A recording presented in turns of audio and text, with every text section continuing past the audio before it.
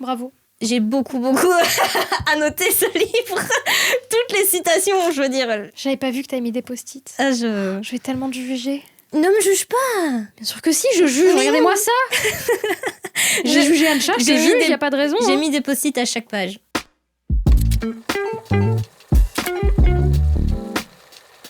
On se retrouve aujourd'hui pour un nouvel épisode du Podcast. Et aujourd'hui, j'ai l'honneur de recevoir Cassidy. Bonjour. Voilà. Tu peux te présenter pour les gens qui n'ont pas la chance de te connaître. Oui, tout à fait. Moi, c'est du coup Cassidy, plus connue sur Instagram sous le nom de The Bookish Heaven. Voilà. Et elle est quand même venue de Belgique. Voilà. Tu es l'invitée qui vient du plus loin. Oui, écoute, c'était l'occasion de visiter Montpellier. L'occasion de te voir, l'occasion de voir le sud, parce que vraiment, j'ai jamais l'occasion de venir ici. Donc, c'est vachement mieux que la Belgique, en vrai. Il fait tellement chaud ici, par contre. Donc, quelle idée de venir à Montpellier fin juillet. Je sais pas, écoute, tu me l'as proposé, j'ai fait juillet, je suis là. Donc voilà. Enfin, elle a forcé à venir. Voilà, donc me voilà, je suis très contente, très fan de l'émission. Donc... fan carrément. Ah ouais, vraiment, je suis trop contente.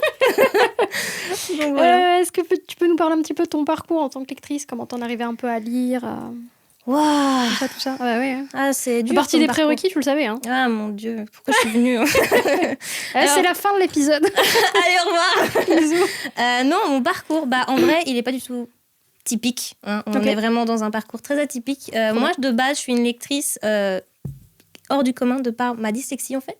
Oui, déjà, voilà. Ce qui est un point important. Ce qui est un point important, c'est que je lis un livre par mois. Non, je rigole, mais quand même, j'ai vraiment un rythme de lecture qui est assez lent. Un livre par mois, c'est bien déjà, en vrai. Ouais, c'est vrai, mais... j'aimerais lire plus, voilà. je vais pas le mentir. Il y a tellement de livres à lire dans une vie. T'imagines pas, j'ai calculé, il me reste 3000 livres à lire. Ah, oui. 3000 livres à lire dans ma vie. Non, c'est pas assez. Mais pour revenir à la question, moi, du coup, oui, je suis dyslexique. Et depuis toujours, en fait, j'ai détesté lire. Ouais. Depuis très jeune. Ouais, à l'école, ça a dû être compliqué dans les trucs imposés. Donc, Ah, mais vraiment, quand je me revois à l'école où je devais lire à voix haute des textes et on devait chacun lire à son tour... Ça. Non, mais laisse tomber, moi j'en voulais à mes profs. Je calculais le nombre de lignes. Et est-ce qu'on était déjà à l'époque où la dyslexie c'était un peu... Pas connu? Oui, voilà, genre pas reconnu comme étant de la dyslexie, c'était juste il a des difficultés ou... Non. Parce que je sais pas à quelle période ça a commencé à vraiment avoir du poids. En fait, la dyslexie est reconnue à l'école. Je pense que ça commence vraiment à être connu vers ces 10 dernières années, honnêtement. Ouais. C'est vraiment là que ça a commencé à se connaître. Et justement, moi, c'est vers mes 12 ans qu'on m'a dit... Elle n'arrive pas trop à écrire. C'est bizarre. Elle a du mal un peu à lire. Peut-être faudra aller voir. Et c'est mes professeurs justement qui ont un peu tiré la sonnette d'alarme auprès de mes parents du coup. C'est bien ça. Donc ils étaient plus ou moins au courant, tu vois. Je pense que à ce niveau-là, j'ai eu de la chance. Je suis tombée quand même dans les bonnes périodes où ils étaient de plus en plus avenants auprès des élèves. Ils disaient ah là peut-être maybe il faudrait peut-être voir des spécialistes. Et du coup c'est grâce à eux en fait que j'ai été voir des logopèdes qui m'ont aidée.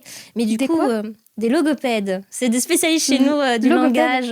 Ouais. Et ça s'appelle pareil en France ou c'est juste un terme que je connais pas? Je pense pas. Je pense que vous c'est orthophoniste. Ah oui, etc. d'accord. Des logopèdes. Des logopèdes. J'aime beaucoup ce mot. Ah, écoute, j'adore ce mot aussi. Ça fait nom de petite créature de Star Wars. Un logopède. Quoi? Ouais, en vrai. Mais non, ouais, ça peut être des logopèdes. Je sais pas ce que c'est, mais j'en veux un. Non, mais vraiment. Donc logopède et c'est vrai que j'ai été suivie assez tôt, plus ou moins vers mes 12 ans, même un collège quand même. Fin de primaire chez nous. Donc, oui, c'est vrai que vous avez un compte bizarre. Ouais, du coup, la traduction. En fait, il faudrait que je le spécifie, mais je suis belge, mais tu l'as dit, je pense. Donc, désolée d'avance aux personnes qui regardent, mais vraiment, les belgicismes, ça va être présent ici. Voilà, il y en a des biens, je suis sûre. Voilà, donc elle traduira pour moi si besoin. Surtout les chiffres, on mettra des sous-titres. Les chiffres, vraiment les chiffres. Bref, mais du coup, t'as été bien entourée pour le coup et pris en charge, c'est cool ça. Mais c'est vrai qu'au tout début, à ma primaire, je détestais ça. En fait, dans ma tête, je ne pouvais jamais aimer lire. Pour moi, c'était pas possible. Il y a une barrière. Les seules fois où vraiment j'étais proche de la lecture, c'est ma maman qui me lisait des histoires quand j'étais petite au lit, quoi. Donc sinon, moi, de moi-même, je lisais jamais. Et puis justement, j'ai été suivie à partir de mes 12 ans. Pareil, ça a été une calvaire jusqu'à mes 16 ans, plus ou moins, parce que on me disait, il faut que tu lises pour... essayer, tu sais, c'est des exercices de mémoire, parce que forcément, quand t'es dyslexique, t'as des problèmes de mémoire associés. Donc, ils te disent toujours, faut faire des exercices de mémoire, faut que tu lises, ça travaille, ça te permet de... mais si t'y arrives pas et que c'est une galère... C'est ça, quoi. Et du coup, forcément, pour moi, plus ou moins ces 4 années-là, c'était compliqué, quoi. Mais heureusement, je suis tombée avec des logopèdes incroyables, une en particulier qui m'a beaucoup aidée. Et puis, je suis tombée, merci à elle, sur une de mes professeurs de secondaire, donc plus ou moins... Lycée? Ouais, début lycée, fin de collège, je sais pas trop. Vers Quel... mes 16 ans, en tout cas. Ouais, lycée. Voilà. Je suis tombée sur une professeure de français qui m'a fait apprendre, qui m'a aimé en fait à lire, quoi. Okay. Et c'est exceptionnel, c'est grâce à elle d'ailleurs que je me suis mis à lire. Elle m'a appris que la lecture était importante, que ça transmettait des messages, etc. Et que, en fait, ça a une portée incroyable que moi, j'avais forcément pas cette dimension-là. Tu n'avais jamais eu accès, donc tu pouvais pas savoir ce que ça... Et puis, grâce à elle, en fait, elle m'a ouvert à ce monde-là et je suis devenue curieuse. Et puis, à partir de là, j'ai commencé à lire de plus en plus. Un livre tous les 3 mois, un livre tous les 2 mois. Et puis, ça a augmenté jusqu'à arriver au fait où j'arrive à lire 3 à 4 livres sur le mois sans problème, quoi. Ce qui est déjà exceptionnel. C'est incroyable. Donc, en vrai, c'est trop bien. Donc, voilà, moi, je dis, c'est quand même un... Je juge pas les gens qui en livrent 50 sur le mois, tu vois. S'ils en peuvent, s'ils peuvent, tu vois, c'est incroyable. Mais c'est vrai que moi, déjà... avoir réussi à lire 4 livres sur le mois, c'est déjà ma petite fierté et tout. Oui. Donc voilà, donc ouais, je suis pas une lectrice typique, on va dire. Je suis un peu atypique dans ce sens-là. Mais c'est bien aussi de ramener ça, parce que la dyslexie, mine de rien, ça concerne pas mal de gens, et c'est un truc à prendre en compte aussi, mine de rien. Plus qu'on croit, hein. C'est vrai qu'en tout cas en France, j'ai vu des chiffres, il y a quand même plus de 10% qui sont vraiment détectés. Et encore, il y en a tellement qui sont pas détectés directement. Et c'est vrai que souvent on dit que c'est un peu une honte d'être dyslexique parce que il y a vraiment cette distinction, tu vois. Mais moi je trouve pas. Je trouve justement qu'on a tellement plus à donner parce qu'on est plus créatif, on doit se battre avec nos difficultés. Donc voilà. C'est une spécificité, c'est pas un problème. Non, c'est ça, c'est quelque chose qui fait partie de nous, mais au final... De toute façon, c'est comme ça. Donc, voilà, c'est pas une question d'intelligence, vous n'êtes pas plus bête que les autres. Pas du tout, justement, il y a cette croyance que en fait, les personnes qui sont dyslexiques, mais non, c'est une maladie, pas du tout. C'est parce qu'ils n'ont pas assez de QI, rien à voir. Donc c'est vrai que j'ai eu beaucoup dû me battre en étant jeune avec ça, et puis au final, j'arrive aujourd'hui à me dire, non, je suis fière d'être dyslexique, en fait, et c'est ce qui fait ma différence, et je suis bien contente, tu vois. Donc, et c'est bien que les troubles 10, de manière générale, dyscalculie, etc., soient de plus en plus reconnus, et je pense que ça facilite la vie à beaucoup d'enfants à l'école, quoi. Mais vraiment, ça a dû flinguer les gamins de se dire l'impression qu'on n'arrive à rien, qu'on est nul. Pareil, je pense que tu as eu de la chance de tomber sur des bons professeurs et des bons spécialistes. Sans eux, je serais pas là aujourd'hui, honnêtement. Clairement, tu serais morte. Non, mais je serais pas là ici assise. Ah oui, d'accord.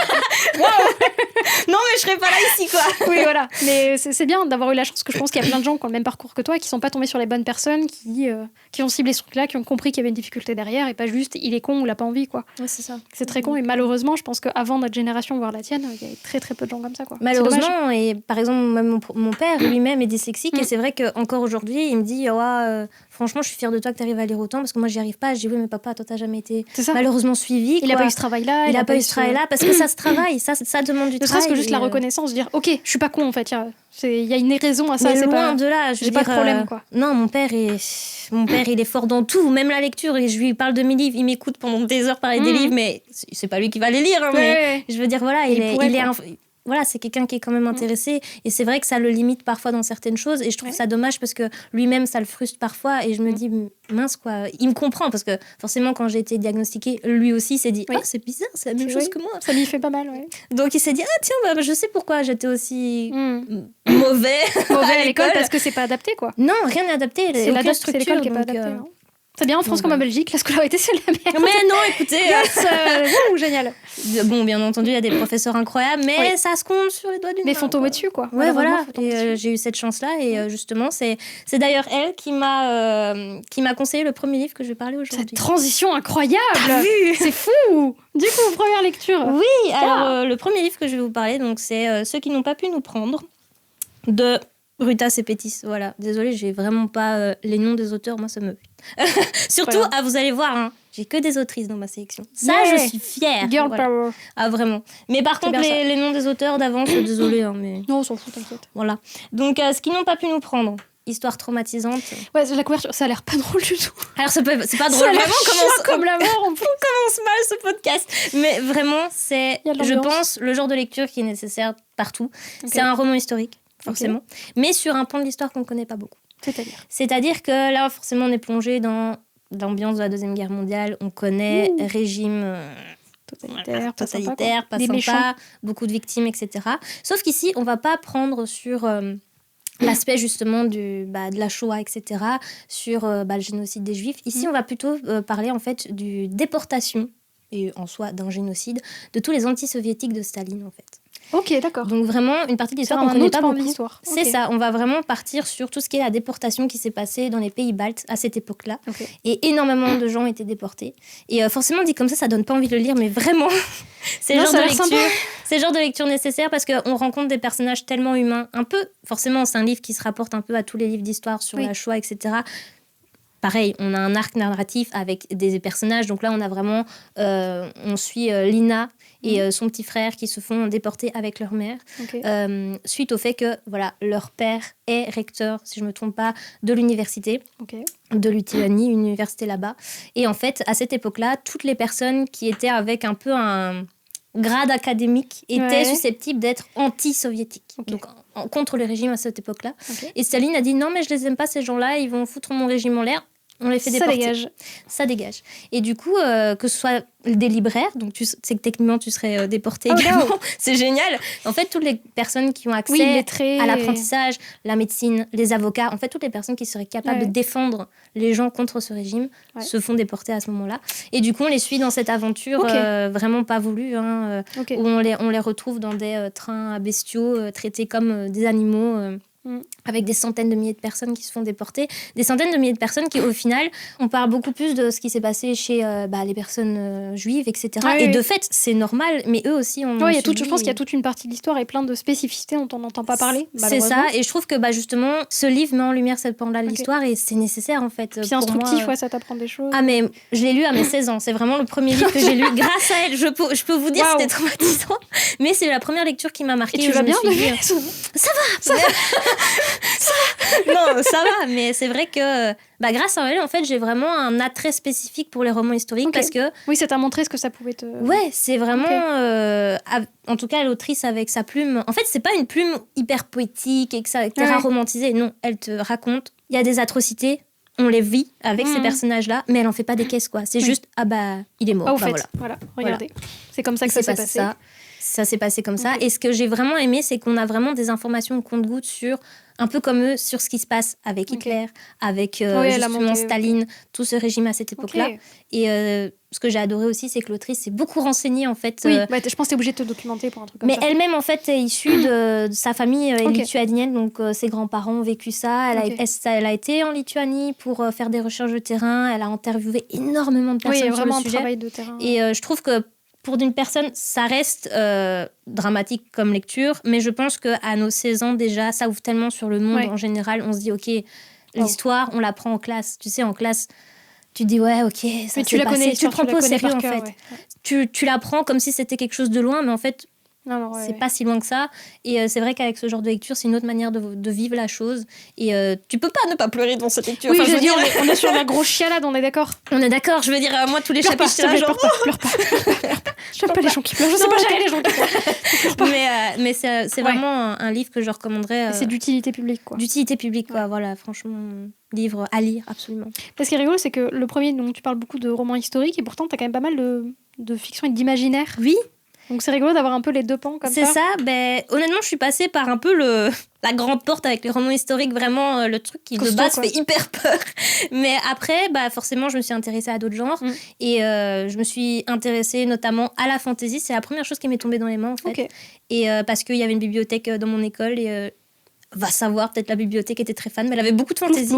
Et en fait j'ai commencé à lire comme ça, des petites histoires, des petites nouvelles, et puis je me suis dit mais... En fait, le monde, oui, ok, il relate de faits réels et de choses importantes à dire, mais il y a également tellement d'imaginaire qu'on pourrait, Et tu peux faire passer des messages aussi à travers un truc imaginaire. Et à partir de là, je me suis dit, mais en fait, le monde du livre en général, il n'y a pas de limite. On peut faire ce qu'on veut. Tu fais ce que tu veux. Et du coup, c'est vrai qu'à partir de là, l'imaginaire a pris et maintenant je pense que c'est même mon genre préféré, fantasy, dark fantasy, même fantastique et SF. Vraiment, il y a tellement de choses à dire et ce qui est bien aussi, c'est comme tu disais, il y a beaucoup de messages forts qui passent par là. Parce que tout est politique, on ne le répétera jamais assez. Vraiment, la littérature est politique. S'il vous plaît. C'est pas un débat. Il n'y a pas de question. Y a pas de débat. Comme ça. Ce sera le titre de l'épisode. Voilà. Et du coup, tes 3 livres préférés que tu aimes le plus de tout ton cœur, de toute ta vie entière? Ah, alors là... Je n'arrêterai jamais d'en parler. Oui. Le premier livre que j'avais envie de dire... Top 3, du coup. Top 3, ouais. Il y a Fille de la mer, Encore un livre un peu drastique. Ouais, la couverture, ça n'a pas l'air rigolo. Encore une fois, je pense que le début de ce podcast va être hyper dark, mais après, vous allez voir, ça va être fun.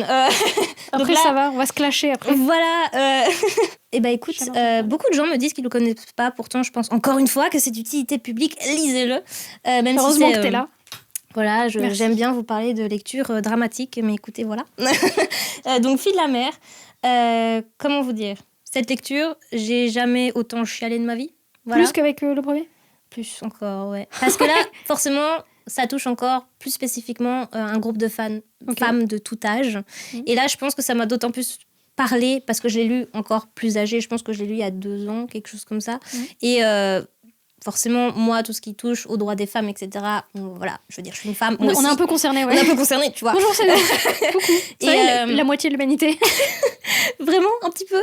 Et du coup, Fille de la mer, ça a été une lecture un peu coup de poing, quoi. Ouais. Là, on y suit justement donc une jeune fille qui se fait même chose. En fait, ici, on parle des femmes de réconfort, à l'époque japonaise. Ah oui, ok, d'accord. À l'époque, donc pas des femmes japonaises, c'est des femmes coréennes qui se font capturer par les Japonais pendant, encore une fois, la Seconde Guerre mondiale. Yes.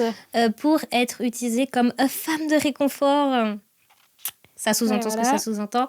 Ouais. Et forcément, ce genre d'histoire, ne le lisez pas si vous êtes vraiment... Vous avez des triggers auprès des agressions sexuelles, etc. Il y en a à foison là-dedans. Oui, c'est le but. Hein. C'est le but, en fait. Le consentement, c'était pas... Non, c'était vraiment pas. Et du coup, en fait, dans cette histoire, on y suit une jeune fille. Je sais plus les noms, honnêtement. Bon, voilà. Vous allez comprendre.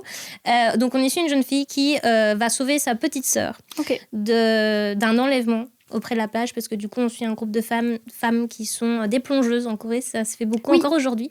Des plongeuses qui vont, en fait, plonger dans la mer et viennent récupérer tout ce qui est...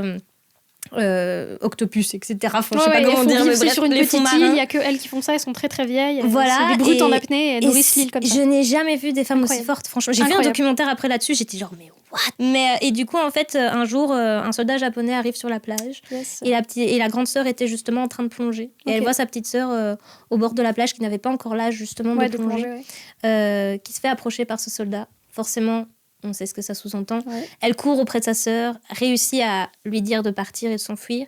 Et c'est elle, forcément, qui se fait emmener en Mandchourie avec tout un autre groupe de femmes pour être utilisées comme femmes de réconfort.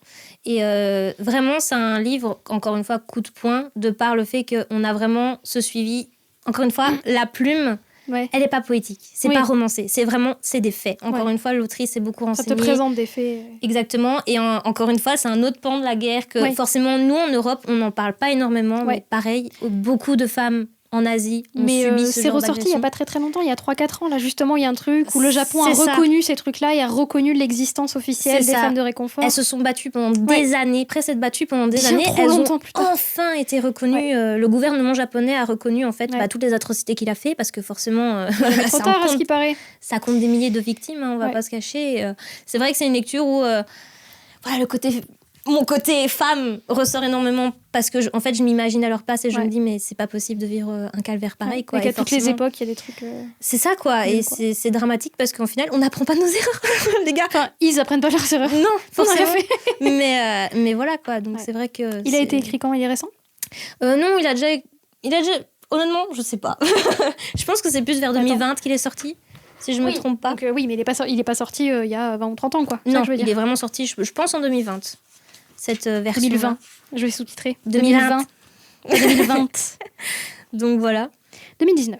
Ah bah voilà. Oui, c'est récent, je veux dire, par rapport aux événements, quoi. C'est vraiment quelqu'un qui est revenu, oui, ça se passe en Corée en 1943. C'est ça. Et du coup, encore une fois, période de la Seconde Guerre mondiale. Une période qui m'intéresse beaucoup parce que je pense que c'est là où ça a été l'extrême en fait des violences à ce moment-là qui se sont passées. Et je pense que c'est, encore une fois... On le vit autrement aujourd'hui avec toutes les guerres qui se passent.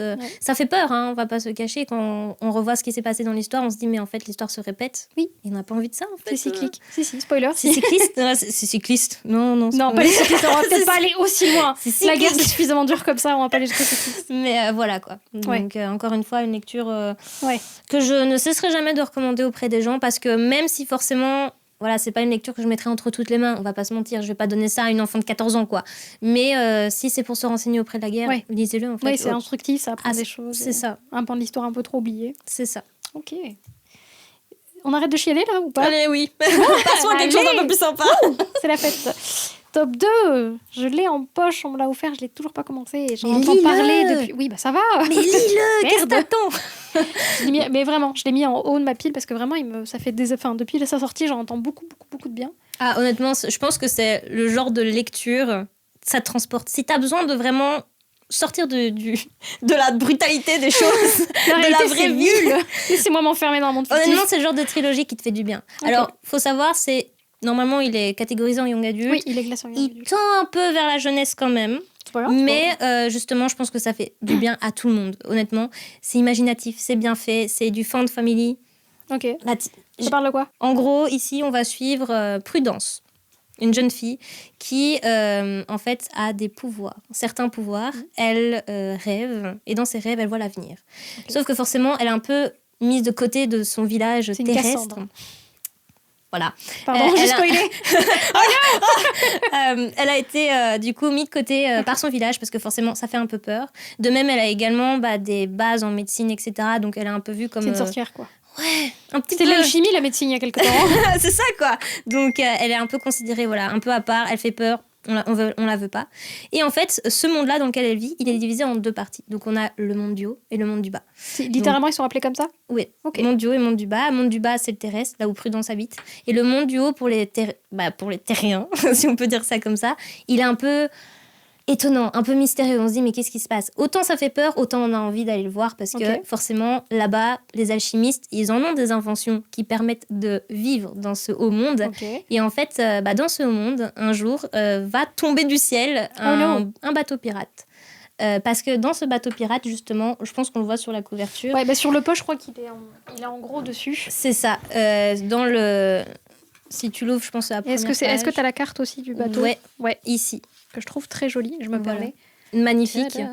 Donc en fait, ce sont des bateaux pirates, mais en fait, c'est des pirates, mais des airs. Voilà, plutôt qu'être sur l'océan, on est dans les airs. Et en fait, on y suit Prudence qui, en fait, va rencontrer ce groupe de pirates un peu de façon fortuite et qui va se faire kidnapper par eux, en fait, tout simplement. Mais t'en as pas marre, les gamines qui se font kidnapper? Mais non, mais c'est cool. Parce que vraiment, elle se fait kidnapper, mais elle retrouve, en fait, dans cet équipage qui semble un peu vénère, un peu méchant, en fait, se trouvent vraiment des personnages incroyables, au grand cœur. Et en fait, dans cet équipage-là, elle va trouver sa place, tout simplement. Okay. Ça fait un peu Tress de Sanderson. Un petit peu. Qui est juste derrière là-bas. C'est vrai. Et lisez Tress de Sanderson, c'est trop bien. Lisez-le. Tu l'as lu? Non, mais je vais le lire. Bah, lis-le. Mais je sais. Chacun son tour. Voilà. Un partout. Toi, tu lis ça et moi, je lis ça. Yes. Ça va. Allez. Et du coup, dans cette histoire, elle se fait enlever. Et le but, en fait, de ces pirates, elle va vivre avec eux sur ce bateau. Et en fait, elle va découvrir que leur objectif, c'est de découvrir la cité des alchimistes. Okay. Une cité qui promet multiples trésors, multiples découvertes. Ça, c'est des pirates. Voilà, c'est quand même des pirates. Il faut quand même qu'ils gagnent leur pain. Et du coup, en fait, elle va les suivre dans cette péripétie, dans cette incroyable aventure, tout en essayant de trouver sa place et comprendre d'où viennent ses visions, d'où viennent ses pouvoirs, parce qu'au final, personne vraiment dans son entourage a ce genre de pouvoir. Ok, ouais. Et elle est vraiment bizarre, genre sur Terre, le monde d'en bas, il n'y a pas trop de gens avec des trucs comme ça. C'est ça, il n'y a pas beaucoup de gens qui ont ce genre de pouvoir, c'est pas normal. Et du coup, voilà, on se lance dans cette aventure. Forcément, il y a 3 tomes, donc ça ne tourne pas qu'autour de ça. Il y a énormément de personnages. On a tout un navire avec le navire qui s'appelle l'Héliotrope, où on va avoir une dizaine de personnages qui se rajoutent, qui s'invitent au fur et à mesure des tomes. Et franchement, pour ceux qui l'ont lu, j'ai adoré Exéchiel. Voilà, c'est mon personnage préféré à savoir. J'ai des attentes maintenant. Ils sont tous incroyables. Ils ont chacun... L'autrice arrive à donner vraiment la lumière à chacun de ces personnages-là. Ouais. Ils apportent chacun quelque chose à Prudence et Prudence apporte chacun quelque chose aux autres. Ouais. Et vraiment, les gens qui aiment bien tout ce qui est la trope, fond de famille, etc. Alors moi c'est une trope que j'ai entendu parler, mais je voyais pas trop à quoi ça... Et c'est le fait de trouver vraiment sa famille dans des personnes random. Et ça me fait un peu souffler du nez, mais d'accord. J'aime pas mettre une étiquette à plein de trucs. J'aime pas non plus, mais franchement, ça permet aux gens de comprendre. Ouais, moi, tu me dis fond de famille, j'imagine un truc un peu cliché, mais dit comme ça, je vois le rapport, du coup, je me dis, d'accord. C'est vrai que... Après, c'est une fond de famille, du coup. J'aime pas non plus donner des étiquettes. Je déteste ça, d'ailleurs, parce que quand on me donne des tropes, moi, voilà. On va me dire ce qui se passe dans le livre, je vois pas trop l'intérêt. Je vois pas trop l'intérêt, mais c'est vrai que là, c'est vraiment l'essence même. Ouais. Ça marche plutôt bien, parce que vraiment... c'est grandir auprès de personnes que tu rencontres au hasard. C'est quelqu'un que tu connais pas et qui débarque. Et c'est ça, parce qu'elle-même n'a pas de famille sur Terre. Hein. C'est une orpheline qui en fait était prise par un médecin. Et ce médecin-là l'a formée en fait à la médecine de cette époque-là. Et malheureusement, il décède. Et en fait, comme c'était une orpheline sous tutelle, en fait, elle a rien gagné. Et ils l'ont juste dit, non, barre-toi en fait. Allez, bisous. Tu ne seras pas l'héritière de son cabinet. Ouais. Et donc, elle se retrouve à devoir errer, etc. Et c'est ça que j'adore, c'est que vraiment, elle trouve son passage, son chemin auprès de ces personnages-là. Et ce qui est vraiment cool, et ça j'adore dans les trilogies et duologies généralement, c'est qu'on a vraiment un changement de point de vue dans les tomes 2 et 3. C'est-à-dire qu'on ne suit pas les mêmes personnages. Par exemple, c'est vraiment un POV par tome ? Pas par tome, on a vraiment un POV classique, tu vois, mais genre on vient changer l'intérêt de l'histoire auprès des personnages. Par exemple, le premier tome, c'est vraiment sur Prudence, sur son histoire et ses pouvoirs un peu chelous. Puis dans les tomes 2 et 3, on va s'intéresser à des personnages plus spécifiques. Centrer sur autre chose, C'est ça. Mais on a quand même plusieurs points de vue dans le sens où on va les suivre parce que forcément l'équipage, ils peuvent pas être toujours au même endroit. Mais voilà. Donc c'est vraiment, il y a des spécificités à chaque tome. Ça, j'aime bien ça. Ce que j'aime bien comparer ce livre, c'est vraiment un peu... dans le premier tome, on a un peu cette vague Atlantide, parce que du coup, la cité des alchimistes, c'est un peu dans... Il y a l'inconnu, tu découvres un peu ce monde-là. C'est ça, et puis il y a aussi La planète au trésor, je sais pas si tu connais le film, c'est un peu dans cette ambiance-là aussi. Ok, je vois, je l'ai vu quand j'étais gamine. Il y a du steampunk, c'est un style steampunk de base, mais il est pas si marqué que ça, tu vois. Les gens qui aiment pas forcément ce genre de trope, moi, ça m'a pas... ce genre d'histoire, moi, ça m'a pas forcément... plus choqué que ça, parce qu'il y a vraiment plus de la piraterie qu'autre chose là-dedans. Oui, voilà, c'est plus un truc de pirate. Voilà, donc si vous aimez les pirates, vous allez aimer cette histoire. On adore les pirates. Donc voilà, donc vraiment une trilogie que j'arrêterai pas de parler dessus, parce que je trouve que c'est vraiment, je pourrais le mettre entre toutes les mains. C'est vraiment abordable, et surtout que chaque tome est incroyable. Genre, c'est le genre de saga un peu rare, où je me dis, chaque tome a vraiment... la même puissance, la même façon. C'est ça, il n'y a pas un tome que je préfère, il y a vraiment... Tous les 3 tomes sont incroyables. C'est vraiment tout, quoi. C'est ça, j'ai tellement aimé la saga que j'ai même le collector. Elle aime vraiment la saga. J'aime beaucoup la saga. Toi, j'ai dit, je l'ai en poche, je me fais, non, je prends le mien. En grand format, il est mieux.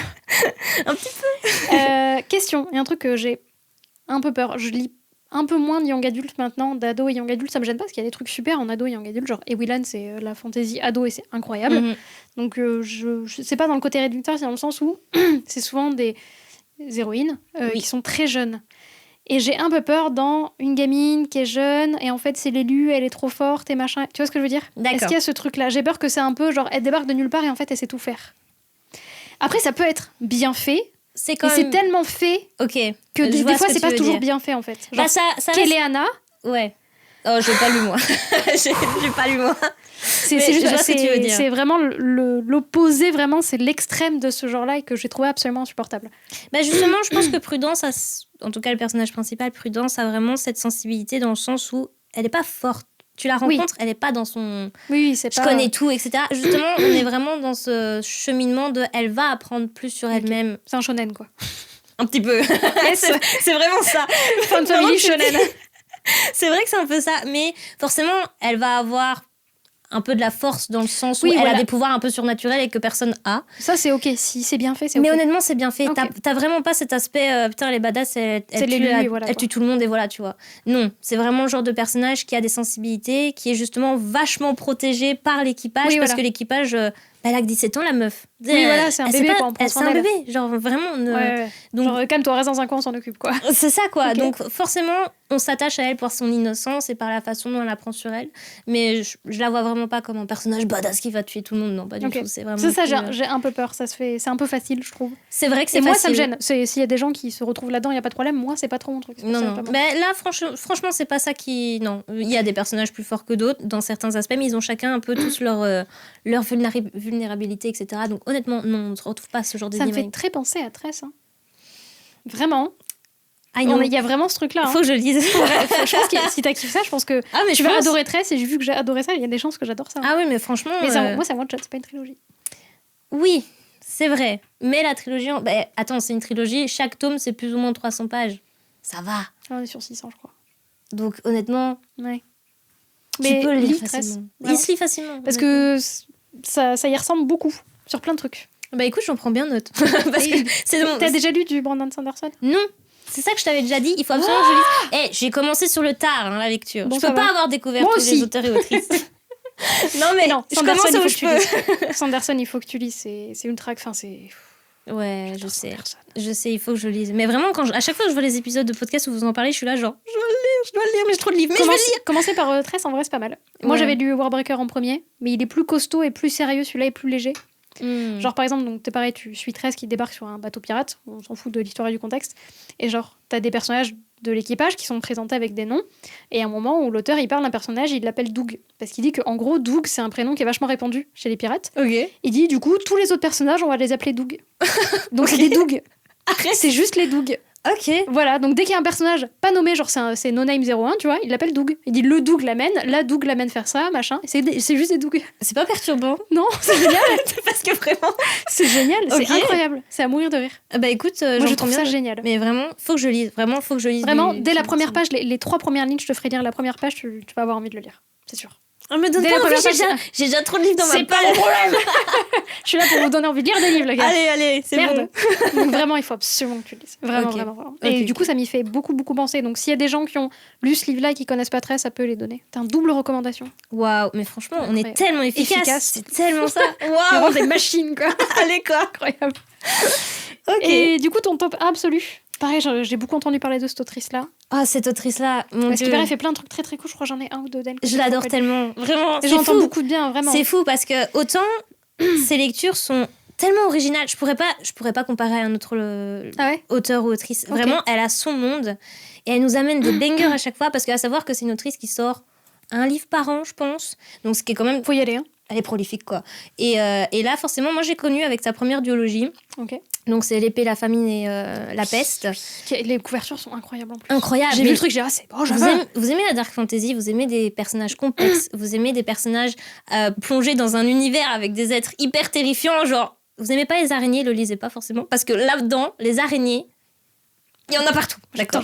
C'est dingue. Bref, lisez-le. Mais j'ai commencé du coup ma découverte de cette autrice par cette duologie.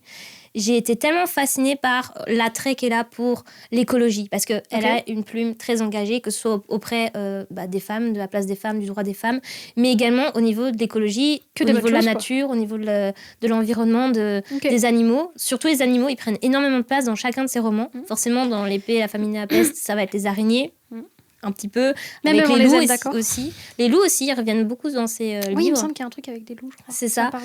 Moi, j'ai connu avec ça, puis j'ai continué avec Le désert des couleurs, qui est jusqu'à maintenant, je pense, mon préféré. C'est un one-shot ou c'est dans une... C'est un one-shot. Ok. À part cette duologie-là, généralement, c'est des one-shots. Ok. J'ai pas lu les autres, forcément, mais voilà. Et j'ai aussi lu Mer morte, incroyable aussi. Encore une fois, des pirates. Yeah. Mais là, du coup, ils voguent sur quoi ?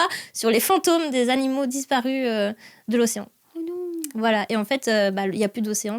L'océan, c'est ces fantômes-là. Ah, je te jure, c'est dingue. On aime trop. Les bateaux en Tress, ils sont pas sur l'eau. Bah voilà, on aime bien les bateaux qui sont pas sur l'eau. Voilà. Les bateaux dans le ciel, les bateaux pas sur l'eau, les bateaux pas sur l'eau. Okay. Voilà. Mais du coup, Aurélie Weinstein, c'est une autrice. Chaque année, j'achète ses romans qui sont sortis. Ouais, ça fait un moment que. Pareil, la harpiste. La harpiste des terres rouges, c'est le dernier que j'ai lu, justement. Je l'ai eu en SP pour le boulot et je l'ai toujours pas lu alors que. Et écoute, là, je l'ai lu et je ne pense pas que c'est pas mon préféré qu'elle a écrit, pour être honnête. C'est assez sombre. Je pense même que c'est le plus trash qu'elle a écrit jusqu'à maintenant. Voilà. Mais ce que j'aime beaucoup, en fait, c'est qu'elle arrive toujours à nous amener avec des ambiances, avec des univers. Ouais. Par exemple, Mer morte, ça va être des pirates sur une mer fantôme. Ici, on va avoir Le désert des couleurs. C'est dans un désert perdu en plein milieu, un peu avec une ambiance un peu djinn, un peu dans ce genre-là. Oriental. Et puis on a également, du coup, L'épée, la famine, ça c'est du dark fantasy, mais un peu dans l'aspect, Enfin, elle arrive toujours à nous apporter. Et la harpiste, justement, ce que j'ai bien aimé aussi, c'est que c'était dans un univers un peu western.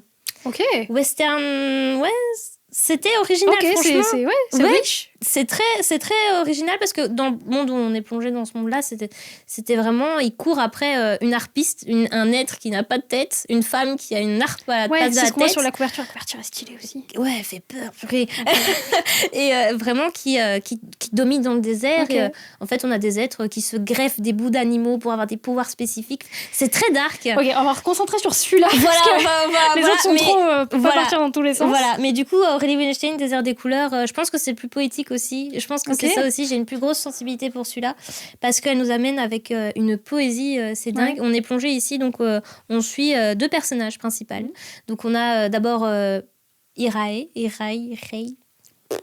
Les noms là-dedans, par contre, vraiment en fantasy, adaptez les noms. Parce que vraiment, arrêtez de faire des noms avec tes... plus.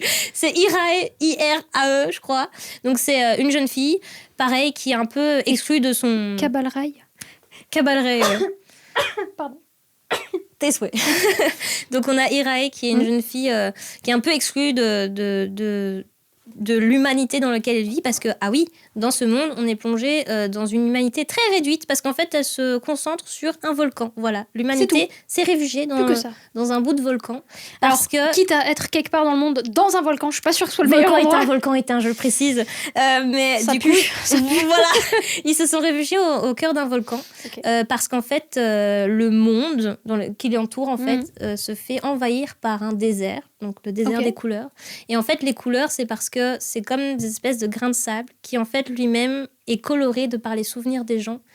Parce qu'en fait, quand on se plonge dans ce désert, quand on va l'explorer, on y perd, en fait, sa personne, sa mémoire. Et en fait, perds dedans. C'est ça. Et chaque grain de sable, c'est chaque souvenir de la personne qu'elle perd. Donc là, c'est super beau. C'est magnifique. Et en fait, c'est un désert qui est vraiment effrayant. Et donc, dans ce volcan, on y suit du coup cette jeune fille qui, justement, elle est exclue de par sa colonie parce que elle aime les filles. Ça, c'est pas chouette. Elle a un style trop particulier. Non, ça va pas. Et vous êtes jamais content. Il y a aussi le truc le plus gros, je pense que c'est surtout pour ça qu'elle est pas aimée, c'est que il y a un espèce de mystère auprès du fait qu'elle aurait tué quelqu'un. C'est pas sympa. Mais ça, on n'est pas sûr, en fait. Parce que du coup, elle n'a plus de souvenirs. Mais ça, c'est pour une autre raison. Elle a vraiment son cerveau qui lui a dit, en fait, non. T'as un trauma, oublie. Et en fait, on ne sait pas si c'est elle ou pas qui aurait tué la personne. Ok, d'accord. Et du coup, pour tout ça, elle n'est pas vraiment aimée dans le volcan, on va dire. Et puis, à côté de ça, on a son demi-frère, que tu as lu le prénom juste avant. Calabraï. Quelque chose comme ça. Et en fait, lui, il est né de la mère d'Irae, mais aussi du maître des sables, je sais plus comment il s'appelle. C'est Dune, quoi. En fait, il est présenté comme un espèce de djinn. Voilà, c'est un génie. comment il s'appelle? Je sais plus. Donne-moi le résumé que je me rappelle. Je suis pas sûre que ce soit écrit. Je suis pas sûre que ce soit écrit dans le résumé. Mince. Bref, c'est machin. C'est quoi l'être dans le sablier, tu sais, qui passe un génie? Non, on va couper ça. Jafar, Yago, je sais pas. Non, tu sais qui va dans les rêves des gens et qui les endort là. Marchand de sable, voilà, merci, purée. Donc, désert, sable, il y avait un truc. Mais du coup, on est donc lui, c'est le fils du marchand de sable et de la mère d'Irae, donc c'est son demi-frère. Et en fait, forcément, vu que c'est le marchand de sable et qu'il a des pouvoirs, en fait, il revient à chaque fois dans ce camp pour faire naître un fils ou une fille qui, en grandissant, il a un... Prolifique, le monsieur. Il est très prolifique, mais en fait, il vient à chaque fois que son fils ou sa fille meurt. D'accord, pour qu'il y ait toujours un héritier. Pour qu'il y ait toujours un héritier. Et en fait, cet héritier-là a des pouvoirs. Il grandit en x10. En fait, il naît un mois après. À ses 2 ans, il a 18 ans. Enfin, tu vois le genre. Putain, il doit avoir mal aux genoux. Ah, je te jure. En termes de croissance, des os, ça va être un il a enfer. une croissance, c'est dingue. T'avais de l'arthrose, quoi. 12 ans, t'as de l'arthrose. Vraiment. Et du coup, en fait, sa mission, c'est d'accompagner une des personnes du camp dans ce désert des couleurs parce qu'il a la capacité de récupérer les souvenirs de la personne pour pas qu'elle l'oublie. Et en fait, leur objectif, c'est à la fin de découvrir une terre promise où il pourrait se réfugier parce que le désert avance et il va un jour monter jusqu'au-dessus du volcan où il va donc le but c'est de récupérer petit à petit les souvenirs des gens pour vider un petit peu genre non, c'est vraiment en fait l'objectif c'est de trouver une terre promise et de pouvoir faire voyager ceux du volcan dans cette terre promise. Parce que pour l'instant, il n'y a pas du désert partout. Il y a du désert partout. Mais à ce qui paraît, il y aurait une terre promise qui fait que les personnes pourraient se réfugier là-bas. Et justement, tous les X, ils envoient donc une personne lambda et le fils ou la fille du djinn, voilà, pour aller justement trouver cette terre promise. Et en fait, dans cette histoire, on va envoyer qui? Et ces deux-là, parce que de fait. Il faut bien une histoire, les gars. Voilà. Du coup, en fait, on les envoie et on va les suivre dans cette longue épopée, dans ce désert où forcément... Lui, malheureusement, comme il a une croissance très exponentielle, il a un temps de vie très limité. Donc, c'est-à-dire très limité c'est-à-dire qu'après un mois, il meurt, quoi.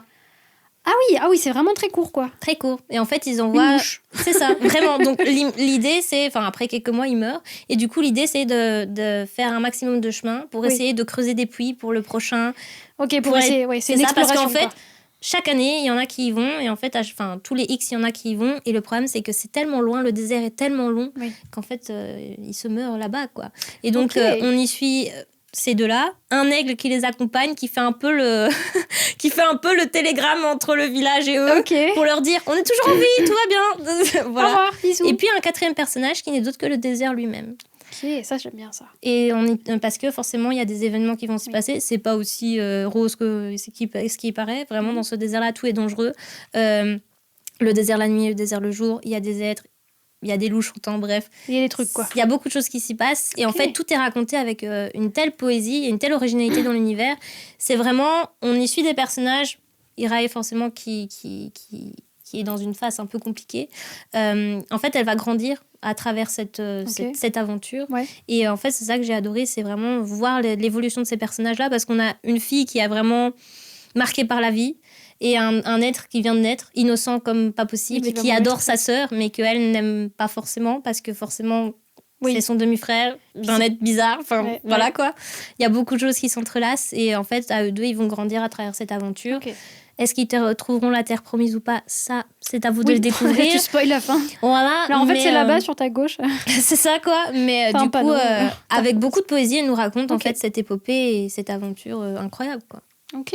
Pareil, voilà. Le résumé était un peu brouillon, mais bref. Il est vachement mieux, le sien. Voilà. Le personnage principal, la fille, elle a quel âge ? Pareil, c'est une jeune ? Elle a jeune. Je crois qu'elle est jeune, genre entre 16 et 18 ans, quelque chose comme ça. S'il vous plaît, faites des livres avec des adultes. Vous pouvez pas faire des trentenaires, s'il vous plaît. Mais elle apprend la vie. Bah, de façon un peu rude, mais... Non, moi, j'en veux une qui a 30 piges passées, qui a bien appris la vie, qui est bien abîmée. Bah, prends les aventures d'Amina El Serafi. J'en ai beaucoup entendu parler, mais c'est une vieille. Elle est à la retraite. Elle part à la retraite. Oui, voilà. Retraite pirate. Hein. Encore une fois, des histoires de pirates. Il n'y a pas un truc entre deux. Je veux pouvoir me projeter dans les personnages. Mais elle est pas si vieille, hein. Franchement, elle est pas si vieille, hein, parce que honnêtement, c'est la retraite de pirate. Genre, tu vas pas faire une aventure jusqu'à tes 70 ans, t'es pas pirate à tes 70 ans. 70 ans. Pardon. J'ai traduit. Vous avez vu, on sait qu'elle fait... Avec le mail de la feuille. Non, elle est quand même jeune, parce qu'elle a une jeune fille, justement, qui est... Oh. Elle a une enfant, mais du coup, elle reprend un peu le flambeau parce que... Ok. Elle doit reprendre un peu l'équipage en main parce qu'elle a un peu été menacée et dire non, mais tu vas aller faire ça parce que sinon, voilà quoi. J'en parle pas trop parce que c'est pas le sujet de l'épisode, mais lisez-le quand même. Voilà. Ok. Mais s'il vous plaît, faites des personnages plus vieux. On veut du trentenaire. Enfin, moi, je veux du trentenaire, s'il vous plaît. Non, avant 20 ans, déjà, c'est chaud. Entre 20 et 25, déjà, il y en a pas beaucoup. Des trentenaires, je suis pas sûre qu'il y en ait. Purée, je suis déjà hors personnage principal. Hein. Je suis plus un personnage principal. Imagine, tu es vieille. Je vais passer à ma retraite, là, ça y est. Pourquoi ? Non, bah regarde moi aussi, hein. Je suis hors sujet maintenant. Je suis hors sujet. Elle vient de passer la limite des 25 ans. Il y a 10 jours, donc calme-toi, ok ? Mais moi, je suis plus proche des 35 que des 30 actuellement, donc on va se calmer. Faites des personnages qui me ressemblent, s'il vous plaît. Donc voilà. Ok. Mais oui, du coup, de tous ceux que tu as lus d'elle, est-ce que c'est... Bon, c'est celui-là ton préféré, mais est-ce que ce serait celui-là que tu conseillerais pour découvrir l'autrice, quand même, ou pas ? Je pense que pour découvrir l'autrice, c'est pour comprendre vraiment tout, sa duologie, l'épée, la famine et la peste. Ouais, je pense que c'est la meilleure entrée qu'on peut faire. La plus représentative de ce qu'elle peut faire. Oui, parce que c'est vraiment un univers hyper complexe, hyper creuser, etc. Que ici, à chaque fois, ça va être des one-shots. Donc forcément, ces univers sont complets. C'est bien one-shot aussi. Voilà, mais je pense que si on aime l'aspect plus fantasy, dark fantasy, ça va être plus là-dessus qu'on va se lancer. Surtout qu'on a vraiment le temps de découvrir les personnages et de les voir grandir. C'est cool parce que t'as un truc très terre-à-terre, très concret, très dur, et deux trucs de fantasy, enfin d'imaginaire. C'est trop bien. Écoutez, voilà. Bravo. C'est éclectique. Voilà. Et c'est maintenant qu'on va se fâcher. Mon Dieu. Il a fait la gueule. Allez. Alors, on avait 2-3 lectures en commun. Ça y est, elle va plus, c'est fini. J'ai peur. Une fenêtre sur les ténèbres. Sur les ténèbres ? Oui, sur les ténèbres. Oui. Alors, pourquoi j'ai lu ça ? Ok, je tiens le rayon imaginaire dans ma librairie et il y a une chier de romantasy qui sort absolument toutes les semaines. C'est pas une blague, il y en a des dizaines toutes les semaines qui sortent. Et celui-là m'a tapé dans l'œil parce que je trouve que la couverture est sympa. Elle est belle. Et le résumé, le principe, elle avait l'air très très cool. Et j'aime beaucoup l'intention, j'aime beaucoup l'univers et le lore. Par contre, les personnages sont insupportables, j'ai envie de les frapper, je veux qu'ils meurent. Voilà. En gros, comment ça se passe ? J'ai le droit de ne pas aimer des personnages. En gros, on se passe sur un monde où il y a... comment il s'appelle la brume, c'est ça ? Où en gros, t'as... alors, qu'est-ce que je peux dire sans trop spoiler ?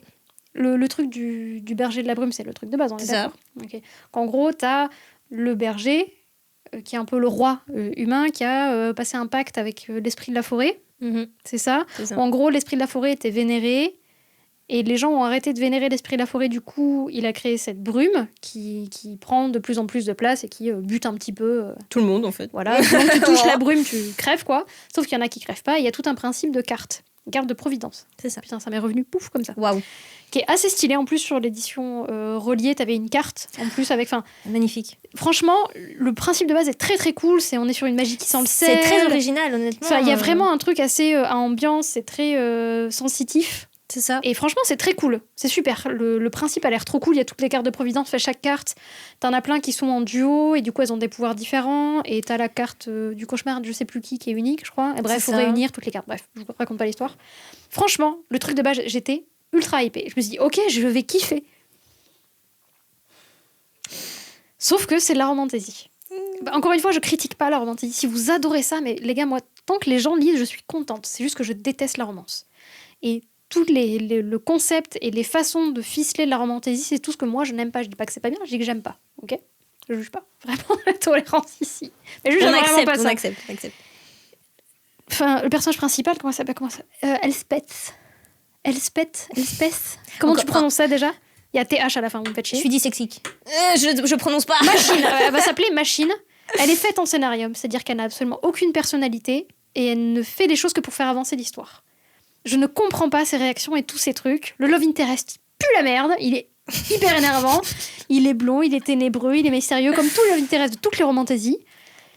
Ils en ont fait n'importe quoi, en fait. Et le seul personnage qui est absolument incroyable, c'est le cauchemar. Est-ce que je peux parler du cauchemar ? Oh oui, vas-y. En gros, Machine, là, quand elle était gamine, elle a touché la carte du cauchemar. Et en fait, qui a fait que elle a un pouvoir un peu particulier, c'est qu'elle absorbe le pouvoir des cartes. Et du coup, elle a le cauchemar, donc il y a une sorte de bête un peu, donc qui vit dans sa tête. Voilà. Et donc il y a un truc où t'as le cauchemar qui vit dans sa tête et qui lui parle. Tout le truc avec le cauchemar est incroyable. C'est-à-dire qu'on entend le clic des griffes qui marche dans sa tête. Et il y a vraiment un truc où il y a un putain d'esprit qui vit dans sa tête et elle cohabite avec. Et c'est archi bien fait. Moi, je veux une biologie juste sur le cauchemar, les gars. Je m'en branle, elle. C'est plus la merde, je m'en fous vraiment. de ce qu'elle fait.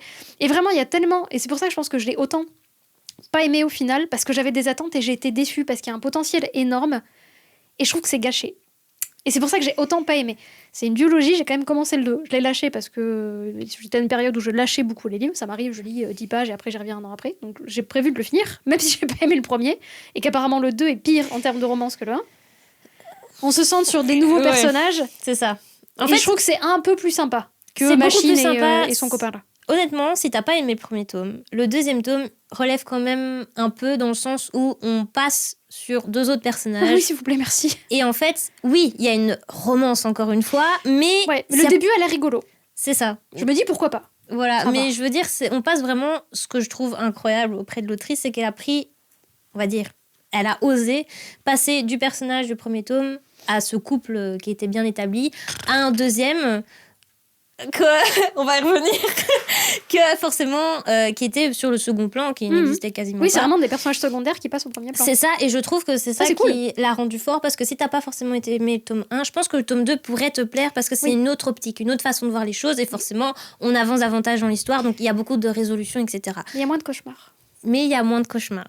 Ça aussi. Je veux aller sur le cauchemar, s'il vous plaît. Je suis comme toi, je suis fan du cauchemar. Il est incroyable, il est incroyable. Il est cynique, il est... C'est vraiment la première fois, je suis là, il est trop bien. Ses interventions, j'ai jamais autant ri que par ses interventions et ses répliques qu'il nous lance. Moi, c'est typiquement le genre de personnage que j'adore et je veux des personnages comme ça, quoi. Il en faut plus. C'est un méchant. Moi, j'adore les méchants, tu vois. Enfin, c'est génial. Et il est vraiment, il a de l'esprit, il est cynique, il est incroyable, ce perso. Donc voilà. Pour moi, c'est le seul bon point. Oui, ok. Du tome 1. Ok, comment défendre ce livre ? Parce qu'en soi, je peux comprendre ce que tu dis par rapport au personnage. C'est vrai que je pense que l'autrice a davantage travaillé le cauchemar, qui est associé avec le... Elle est vide, l'autre. Totalement. C'est vrai que je pense que puisqu'elle a toujours vécu avec ce cauchemar dans sa tête et qu'elle a beaucoup subi en fait ses pensées, sa façon d'être, je veux dire... c'est une victime. C'est une victime, quoi.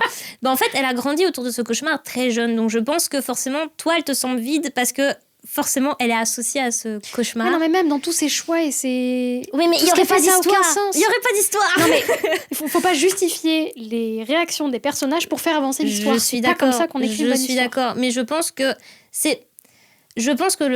ce que j'ai davantage aimé, c'est le système magique qui est exploité, qui est incroyable. Le personnage également. Je conçois que le personnage principal n'est pas hyper bien développé. Et moi, de base, je suis pas très romance. Honnêtement, c'est la seule romantécie où vraiment je suis là, genre, prenez-moi.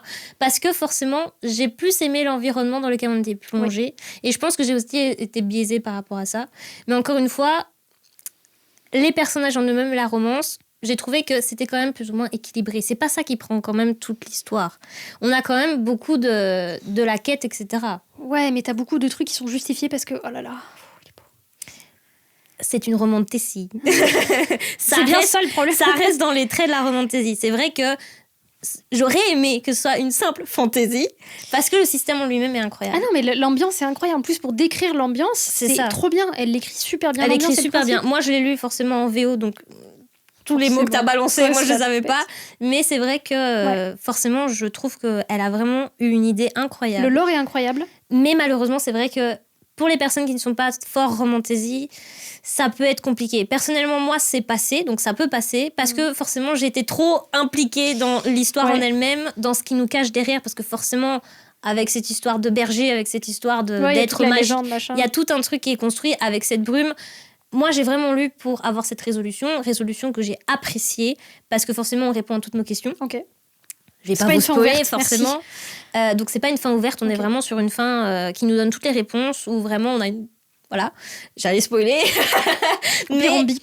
On bip. Mais... Ne me spoil pas, je pense que je vais le lire. Voilà, tu vois. Je pense que tu devrais le reprendre, parce que forcément, comme je te dis, ça casse l'ambiance. C'est pas la même. À un moment donné, forcément, les personnages se retrouvent, parce que forcément, il faut qu'on ait une fin. Ils peuvent mourir chacun dans leur coin. Hein. Arrête un peu. Jamais. Mais du coup, non. Je peux comprendre que l'aspect romance soit un peu...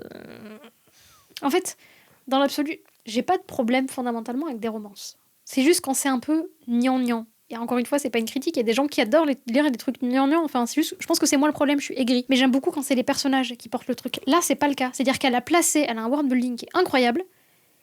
Et j'ai l'impression qu'elle sait pas écrire les persos, en fait. Tu vois ce que je veux dire ? Oui. Qu'elle a favorisé le world building par rapport aux personnages. Ouais, mais si tes personnages, ils font rien et qu'ils sont insupportables, enfin, c'est con, tu vois. Et ça m'a gâché un truc. Et c'est pire que si le lore était moins bien, tu vois. J'ai plus pas aimé à cause de ça. Je me suis dit, putain, t'as gâché un truc. Bah, tu vois, là, forcément, c'est la seule lecture où j'ai été vachement plus... hypée par le monde que les personnages. Ouais. Mais parce que les personnages, vraiment... Comme tu dis, ils sont là pour faire avancer l'histoire. Donc, c'est vrai, et je te conçois. Pour moi, ça se voit à des kilomètres. Je te conçois. C'est l'aspect le plus fragile de l'autrice, et je pense, comme tu dis, qu'elle a peut-être pas assez c'est dommage parce creusé ses personnages. Parce que je suis sûre qu'elle peut le faire, parce qu'elle a un univers qui est incroyable. Totalement, parce qu'elle nous a sorti quand même de sa poche ce genre de truc. Donc, honnêtement, oui, c'est vrai que les personnages sont pas assez... complexe, que moi j'adore ce genre de truc. Mais justement, je pense que j'étais dans ce mood où je voulais pas me prendre la tête, et cette duologie est sortie à un moment où vraiment je sortais déjà d'une grosse fantaisie, donc je m'étais dit vas-y, je me lance là-dedans, ça a l'air sympa, et de fait j'ai été emballée par l'univers. Je pense que ça dépend vraiment de ce que vous recherchez dans le livre. Si on recherche des personnages riches, passez votre chemin. Honnêtement, c'est vrai qu'il y a mieux. Mais par contre, si vous voulez quand même avoir l'ambiance avec les cartes, etc., allez-y, parce que je trouve que c'est quand même une très bonne idée, et je pense que ça pourrait donner des idées à d'autres d'exploiter ce genre d'ambiance, etc. La plume est hyper agréable à lire. Honnêtement, ce livre, je l'ai quand même dévoré, quoi. Elle est pas complexe. Oui, ça m'a pas... Voilà, moi j'ai quand même bien aimé la plume. C'est bien plus, moins pour moi. J'étais tellement énervée par le personnage. Je pense que vraiment t'étais trop matrixée. Mais je la déteste, je veux qu'elle meure. Putain, mais Cauchemar prend le dessus. Non, elle m'a gonflé. Je comprends. Mais honnêtement, la plume est sympa, l'univers est good. Les personnages auraient pu être vachement plus creusés, je te conçois. Après, c'est des clichés, mais c'est pas grave. Les clichés, si c'est bien fait, c'est ok, ça me va. C'est ça, moi je... regarde, Le Seigneur des Anneaux. Il y a une romance dans Le Seigneur des Anneaux. En plus, c'est gnangnan, c'est mielleuse, mais c'est bien fait. Je suis désolée. Elle aime pas le truc gnangnan. Et pourtant, là, ça marche. Les persos, c'est que des clichés. Enfin, ça marche. On s'en fout, du moment que c'est bien fait. Je m'en fous qu'on me sorte la même soupe, le même cliché, du moment que c'est bien fait, ça me va. Je pense vraiment que c'est le personnage principal qui t'a... Insupportable. Non, mais l'autre aussi, là, je sais plus comment il s'appelle. Love in Terrace, je sais plus, là. Bobito, là. Je sais plus comment il s'appelle. Je sais plus les noms et nous, ça fait 4. Et pareil, il y a des persos qui sont trop cool et qui sont très peu exploités. Genre Orm. Orm, il est trop cool. 2 pages dans tout le livre. Et le 2. Oh, bah ouais, mais là, on parle du 1. Tu vois. Donc oui, il est un peu plus exploité dans le 2. Mais il y a des personnages, je sais pas comment il s'appelle, le frère ou demi-frère de... Celui qui est un peu malade, machin, là. Je sais plus comment il s'appelle. Emery. Non, pas Emery. Un truc dans le genre. Pareil, il est trop cool. Oui. Et on le voit 4 pages dans tout le livre. Je dis, putain, j'en veux un peu plus de lui. Il a l'air cool, il a l'air intéressant. Là, on parle du tome 1, madame, j'ai pas lu le 2. Donc voilà, donc je pense que si j'ai autant pas aimé, c'est parce qu'il y a beaucoup de trucs que j'aime beaucoup. Qui n'ont pas été assez exploités. C'est ça, en fait. Je pense que j'aime 60% du livre, mais genre vraiment, fondamentalement. Mais le reste gâche tout. Selon mon point de vue. Totalement. En vrai... C'est le fait que ce soit une romantaisie, et du coup... Mais généralement dans la romantaisie, et c'est ça que forcément je n'aime pas forcément le genre pour ça, c'est qu'on met toujours en avant la romance et parfois il y a des univers incroyables que j'aimerais tellement qu'ils soient développés. Écrire de la romantaisie, c'est pas forcément qu'avoir un mauvais world building. Hein. Tu peux avoir une histoire d'amour présente et un world building incroyable. Ah totalement, il y a des fois où vraiment je suis frustrée parce que la romance prend le devant et du coup le world building derrière il est déjà bien là, mais au final on l'abandonne pour une romance qui est sympa. Hein. Mais c'est... Donc ça veut pas dire que les gens savent pas écrire des bons world building, machin. Enfin, il y a des trucs super bien en romantaisie. C'est ça, problème. et justement, je trouve que par rapport à d'autres romantaisies que j'ai pu lire et que j'étais vachement déçue, celle-là a quand même un très bon world building. Et je pense aussi que c'est pour ça que j'ai beaucoup plus apprécié et que j'ai lu le tome 2 et le tome 2 que j'ai beaucoup plus apprécié que le tome 1 quand même. Donc t'as préféré le 2 que le 1? Honnêtement, oui. Parce que, après, bon... Le tome 1, je l'ai apprécié parce que, comme je te le disais, les cartes, tout ça, on le découvre, c'est original, je me dis waouh. Le tome 2, forcément, on va avoir des résolutions et je trouve que les résolutions, la manière dont c'est amené, c'est quand même intéressant. C'est pas du Sanderson, mais c'est hyper intéressant et je trouve que pour une lecture, pas prise de tête, mais une lecture quand même qui reste dans la section fantasy, c'est génial quoi, à recommander. Après, oui, les personnages sont pas complexes, mais... le world building est là. Donc, il y a un équilibre, en fait. Il y a le genre de romantaisie, comme je te disais, je lis pas parce que trop de personnages, pas assez de world building. Ici, on a quand même une espèce d'équilibre, mais malheureusement, le côté personnage... il suit pas. On est d'accord. Donc, même toi qui apprécies, tu reconnais ce truc-là qu'effectivement... Totalement. Mais je conçois... En tout cas, moi, j'ai apprécié parce que je pense qu'à ce moment-là, j'en avais besoin, tu vois. Ça m'a suffi. Ce qui est rigolo, c'est qu'on cherche un petit peu les mêmes choses, on a le même genre de goût, et pourtant, moi, ça m'a gêné et toi, non, tu vois. Voilà. Je pense que c'est dans la... Comment tu commences ta lecture. Il y a beaucoup de fois, et ça, je le dis... Même mon père, il me le dit à chaque fois, mais comment tu sais que t'as aimé ce livre-là? Ça dépend de ton humeur. C'est vrai. Il y a des fois, je vais dire, j'ai détesté ce livre et je le rétame par terre, alors que peut-être 3 mois plus tard, je l'aurais quand même bien apprécié, tu vois. Il y a des fois, je pense, notre humeur et la façon dans l'environnement où on est joue beaucoup et je pense que cette lecture a joué là-dedans. Je pense que t'étais dans moi, je suis tout le temps salée, les gars. C'est bon, on arrête de faire la bagarre. C'était pas une bagarre, pas une bagarre. On était d'accord. Elle a pas raison, mais ça va. Comme dirait Ancha, j'entends ton avis, mais je le respecte pas. Meilleure punchline du monde. Voilà. Je vais demander les droits pour cette phrase. Je vais la garder. J'entends ton avis, mais je le respecte pas. C'est incroyable. Allez. J'adore. Et du coup, ta dernière lecture en cours, je le vois partout, ce truc. Tout le monde en parle. Alors, je me demande si c'est une hype méritée ou pas. Ah, totalement. Je pense. Là, t'as une convaincue devant toi. Est-ce que ce serait pour moi? Oui. De quoi ça parle? Qu'est-ce que quoi? Totalement. Déjà, c'est pour tout le monde, hein, je le dis. Ici, on est dans une dark fantasy quand même assez dark, encore une fois. Donc, on y suit une jeune fille, Azaya. Arrêtez avec les noms, bordel! On peut pas s'appeler Camille, j'en sais rien. On voit vraiment Lisa, c'est bon. Et Willan s'appelle Camille dans ce monde. Allez, voilà. Non, on y suit Azaya, bref. On y suit une jeune fille et au tout début, on la suit en train de récupérer le corps de ses 2 pères. Pour aller voir un espèce de compteur d'os parce que on aimerait récupérer les os pour atteindre en fait leurs souvenirs parce que ces 2 pères sont des légendes et ils sont tombés mais d'une manière assez inconnue. On ne sait pas qui les a trahis et elle est dans cette quête de vengeance à savoir qui l'a trahi. Donc en fait elle va aller rencontrer ce compteur d'os qui va justement toute l'histoire, en fait, on va jongler entre elle au présent avec le compteur d'os et les souvenirs de ses 2 pères. C'est trop bien ça. Et en fait, ce premier tome, l'autrice incroyable que j'ai rencontrée, qui est adorable. Ouais, je la vois partout sur TikTok. Voilà, elle le souligne. Ce premier tome, certes, on y suit une espèce de romance, légende, fantasy entre les 2 pères, parce qu'on suit en fait leur rencontre, la façon dont ils ont grandi ensemble, etc. Ils sont rencontrés. rencontrer, la façon dont ils combattent, etc. Je vais expliquer plus. L'univers est très complexe.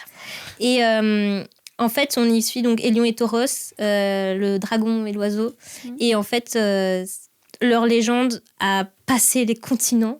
Et dans ce jonglage de passé, présent, en fait, on connaît la fin. On sait qu'ils sont morts. Vu qu'elle va récupérer leur corps. Mais tu sais pas ce qui s'est passé. Mais on sait pas ce qui s'est passé. Et c'est cette quête de vengeance qui est hyper prenante. Et en fait, on a vraiment un peu une histoire entre Achille et Patrocle. Tu vois un peu l'ambiance. Ok, oui, d'accord. Bah là, c'est vraiment le drame au possible. Okay. Donc, on y suit Hélion, qui lui est un personnage hyper gris. Il va faire des décisions, il est hyper dark. Dans le sens où il va tout faire pour protéger Tauros, pour monter en grade, etc. Il a des pouvoirs, il est sombre, il contrôle les ombres. On a des dragons, on a des sorcières, on a tout ce qu'il faut en fantasy. Donc franchement, vous êtes servis avec un monde hyper complexe et hyper bien construit. Je le raconte très mal, mais voilà. Promis, c'est bien. Et promis, c'est bien. Et donc, en fait, on a vraiment deux êtres qui tout opposent. On a Tauros, l'être de lumière, l'être un peu pur, avec une vision très positive malgré la guerre qui affronte les elfes, etc. Les son humains, opposé avec... les sorcières, etc. Et d'un autre côté, on a Hélion, qui est un être un peu déchiré entre l'amour et la raison, parce que forcément, les ombres, c'est mon préféré, parce que forcément, les ombres, ils ont on va dire, c'est une médaille avec un double face, c'est-à-dire que sa famille a perdu les boules avec ce genre de pouvoir. Ils sont assez agressifs, je veux dire, ils ont été décimés parce qu'ils étaient trop violents. Dedans, et du coup, lui-même, ils lui disent non, mais il faut que tu contrôles tes ombres parce qu'à un moment donné, tu vas te perdre. Est-ce qu'il se perd au cours de cette histoire ? Forcément, entre l'amour et la raison, il n'y a qu'une fine ligne. Et en fait, c'est ça, toute l'histoire, c'est la façon dont on apprend leur chute, la manière dont ils sont arrivés à être sommet, le dragon et l'oiseau, et la manière dont ils ont chuté pour atterrir dans un charnier. Voilà. Et en fait, cette première histoire nous pose vraiment les bases de cet univers hyper complexe, avec des êtres incroyables, avec des guerres forcément entre les elfes, les sorcières. Il y a même des elfes vampires. C'est pas vraiment... Voilà.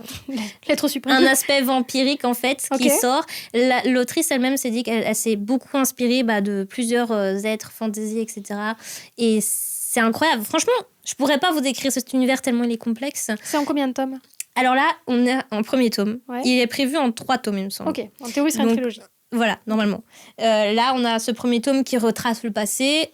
Par la suite, forcément, elle découvre beaucoup de choses sur ce qui se passe. Et donc, on va par la suite suivre Azalea dans sa quête de vengeance.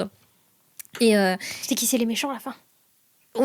On sait plus ou moins qui sont les méchants en grandissant. Mais en fait, c'est ça le problème. C'est ça, même pas le problème, c'est ça le plus gros de cette histoire, c'est qu'on est tous un peu méchants dans cette histoire. Parce que dans une guerre, il n'y en a aucun qui sont... Il n'y a pas de gentils, il n'y a pas de méchants. Il n'y a pas d'innocents, il n'y a pas de méchants. C'est juste des êtres qui se font la guerre et qui ont chacun leur but. Et tu comprends ces buts, tu comprends pourquoi ils sont comme ça. Tu comprends le parti de chacun. Et en fait, il y a des personnages que tu vas détester, mais en même temps, tu peux les comprendre quand même. Voilà, il y a vraiment une liste de personnages sans fin, chacun. Et ce que j'adore avec du coup Margot, c'est qu'elle met en lumière chacun des personnages d'une manière incroyable. Chacun, dans ses 600, 800, je sais plus combien de pages il y a, arrive vraiment à avoir sa lumière, son moment de gloire en fait dans le livre, parce que en fait certains vont continuer dans les autres tomes, d'autres vont périr, d'autres dans cette guerre sans fin. Et c'est pareil, ce que j'ai surkiffé, si vous aimez les dragons, mais allez-y. Bien sûr qu'on aime les dragons. Parce que vraiment, on a tout le genre de dragons possible. On a les dragons dangereux, les dragons hyper agressifs. Tu sais, il y a différentes visions du dragon. On a les dragons hyper agressifs que tu peux pas approcher. C'est comme les zombies. Il y a les zombies qui courent, les zombies qui marchent, mais c'est pareil pour les dragons. Et là, t'as les dragons un peu... t'as envie t'es dragonnier, tu veux monter un dragon, vas-y, tu vois. Et cet univers est hyper riche à propos de ça. Et voilà, vous cherchez une dark fantasy avec une histoire incroyable, romance. Voilà, vous aimez la romance un peu entre Tauros et Hélion. Ah oui, d'accord. C'est dramatique, tu connais la fin. Et j'ai chialé ma race, voilà. Mais avec cette histoire-là, romance, action, guerre... J'entends beaucoup de bien de ce bouquin. Ça va être dur pour l'autrice, je pense, de faire un tome 2 aussi équivalent, parce que forcément, elle le dit, elle le répète, faut pas s'attacher à la romance du premier tome, parce que ça ne sera pas la suite. Yes, merci madame. L'ambiance va changer, forcément. Mais c'est vrai que c'est dur de les quitter, parce que... Ils t'ont pris au trip, quoi. Et la plume de Margot est incroyable. Vous avez... Je sais pas si on voit... On lui fera coucou. Coucou Margot, bravo. j'ai beaucoup annoté ce livre. Toutes les citations, je veux dire. J'avais pas vu que t'avais mis des post-it. Je vais tellement te juger. Ne me juge pas. Bien sûr que si, je juge. Regardez-moi ça. J'ai jugé Ancha, je te juge, il n'y a pas de raison. J'ai mis des post-it à chaque page. La plume est incroyable. Oui, parce que j'ai eu la chance de la rencontrer à la Foire du Livre de Bruxelles cette année. C'est rare que je lise un livre aussi vite, mais j'ai lu, je crois, en 2 jours. Les illustrations sont stylées. Elle a des très belles illustrations. Forcément, j'ai eu marque-page, autocollant, elles sont pas là. Forcément, j'ai pris l'avion, donc tu penses. Mais il y a déjà un marque-page avec Hélion et Tauros, forcément. Okay. Et voilà, l'illustration est incroyable. On ne peut que apprécier cette histoire, quoi. Et vraiment, les éditions Plume Blanche ont fait une campagne incroyable. Non. Parce qu'elle a un nom qui fait un peu belge. Pas du tout. Il y a une double lettre. Il y a un double O. C'est pas parce qu'il y a 2 O que c'est belge. L-O-O-T-E-N. Je suis désolée, moi, ça sonne belge pour moi. Non, c'est français. Elle est française. Donc voilà, mais vraiment, elle a un talent incroyable. Et pour un premier livre sorti, c'est une masterclass et j'ai tellement hâte de voir la suite. J'attends, mais avec impatience. Il est temps que le tome 2 sorte parce qu'elle est en pleine écriture justement à ce moment-là. Normalement l'épisode sort en décembre, il sera pas sorti en décembre, je pense. Non, mais j'ai tellement hâte de lire la suite. Là, je vais le relire et le relire. Je pense que c'est le genre d'histoire où je... Ok, carrément. Carrément, c'est vraiment... En fait, les personnages m'ont trop touchée.